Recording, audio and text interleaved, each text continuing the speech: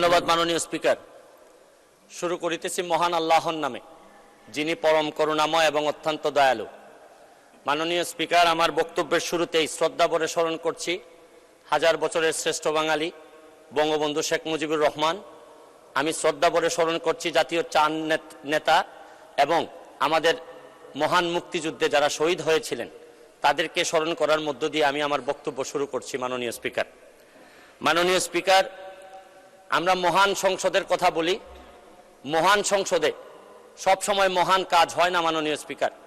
আমি মহান সংসদে এসে প্রথমেই আমার যে জিনিসটা নিয়ে খুব কষ্ট হয়েছিল মাননীয় স্পিকার, এই সংসদেই এই জায়গাতে বসেই ইনডেমনিটি অর্ডিন্যান্স করা হয়েছিল আমাদের জাতির জনক বঙ্গবন্ধু শেখ মুজিবুর রহমানের এই হত্যার বিচারের প্রক্রিয়া বন্ধ করার জন্য। এই সংসদেই বসে এই মহান সংসদকে কলঙ্কিত করেছিলেন এইখানেই বসে সংসদ সদস্যবৃন্দ।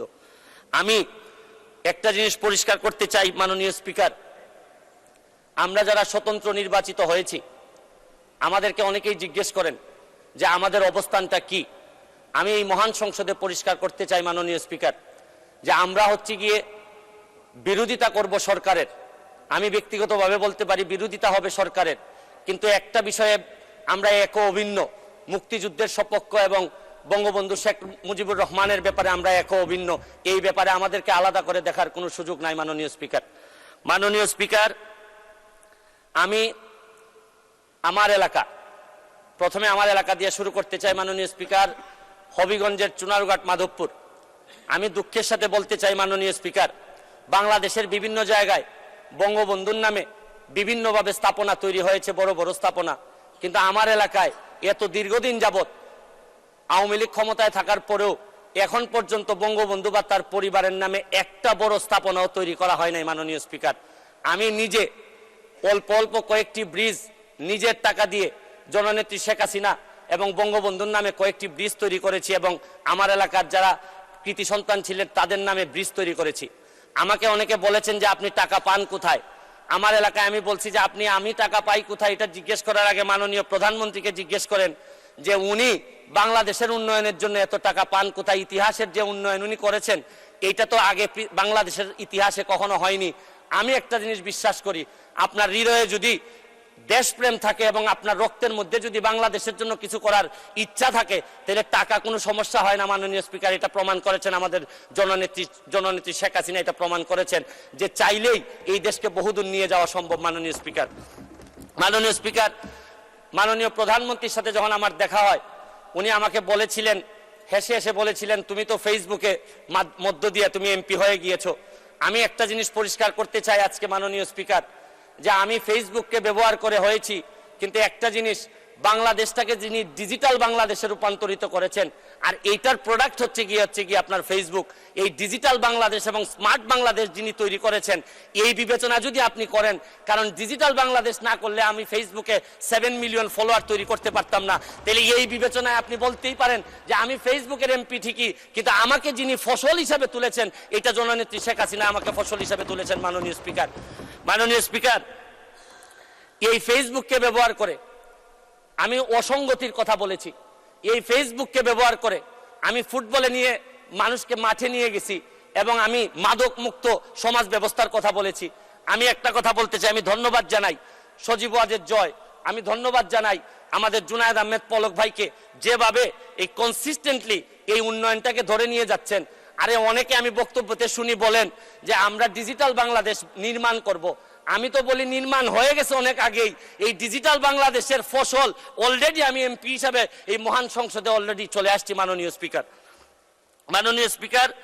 আমি আরেকটা জিনিস আপনাদেরকে বলতে চাই, অনেকেই বলেন যে স্বাধীনতার সপক্ষের সরকার থাকলে কি হয় আর স্বাধীনতার বিপক্ষের সরকার থাকলে কি হয়।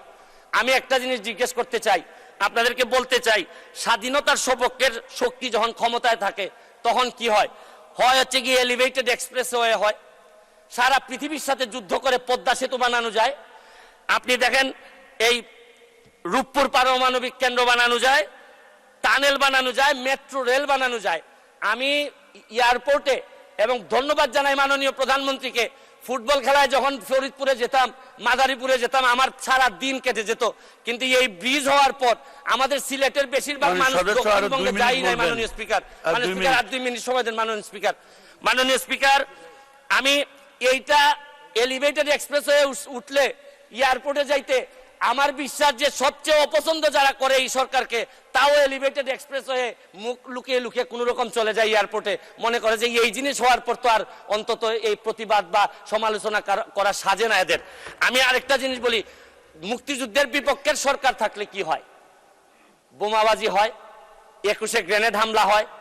আমি আরেকটা জিনিস আপনাদেরকে বলতে চাই মাননীয় স্পিকার, আমি আন্তর্জাতিক অপরাধ ট্রাইব্যুনালের সর্বকনিষ্ঠ প্রসিকিউটর হিসাবে আমি আগেই যখন আমাকে সিট বরাদ্দ দেওয়া হয়, আমি আগেই জিজ্ঞেস করে নিছি যে আমার সিটে কি যাদের বিচারের সাথে আমি ছিলাম, এই যে আন্তর্জাতিক অপরাধ ট্রাইব্যুনালে যাদের বিচারের সাথে ছিলাম, এই সিটগুলা কি তাদের ছিল কিনা। আমি নিশ্চিত হয়েছি যে এই সিটগুলাতে ওনারা ছিলেন না। কারণ আমি বিশ্বাস করি আন্তর্জাতিক অপরাধ ট্রাইব্যুনালের প্রসিকিউটর হিসাবে আমি কোনো যুদ্ধাপরাধীদের সিটে বসতে পারি না মাননীয় স্পিকার। আমি আরেকটা জিনিস, আপনি হয়তো আর সময় নাই মাননীয় স্পিকার, আমি আরেকটা জিনিস বলতে চাই মাননীয় স্পিকার, এত সফলতার মধ্যেও আমাদের কিছু সমস্যা আছে মাননীয় স্পিকার। দ্রব্যমূল্যের অবস্থা খুবই খারাপ মাননীয় স্পিকার। আমাদের ব্যাংকগুলোর অবস্থা খারাপ মাননীয় স্পিকার। আমরা টাকা পাচার কোনোভাবে রোধ করতে পারতেছি না মাননীয় স্পিকার। আমি আজকের প্রথম দিনে আপনাদেরকে বিরক্ত করতে চাই না, এইসব নিয়ে আমি ভবিষ্যতে কথা বলবো। তবে একটা কথা মাননীয় স্পিকার বলে শেষ করতে চাই, মাননীয় প্রধানমন্ত্রীর, আমি সৌভাগ্য না দুর্ভাগ্য জানি না, একেবারে সামনেই পড়ছে আমার সিটটা মাননীয় স্পিকার। উনি সব আমারে দেখতে পান, আমরা তো নড়াচড়ার কোনো সুযোগ নাই, সব বিরোধী দল এবং স্বতন্ত্র উনার চোখের সামনে পড়ে গেছে। আমরা সংসদের বাইরেও নড়তে পারবো না, ভিতরেও পারতেছি না। তবে আমি ভয় পাই মাননীয় প্রধানমন্ত্রীর পিছনে যারা বসছেন তারা তো সকল ক্ষমতার উৎস, তাদের মাননীয় প্রধানমন্ত্রী সবসময় হয়তো চোখে দেখতে পারেন না। তবে আমার বিশ্বাস মাননীয় প্রধানমন্ত্রী আমাদেরকে যেভাবে দেখবেন, পিছনে যারা আছে এদেরকে যদি একটু চেক করেন তাহলে। 1 মিনিট। ধন্যবাদ মাননীয় স্পিকার। ধন্যবাদ।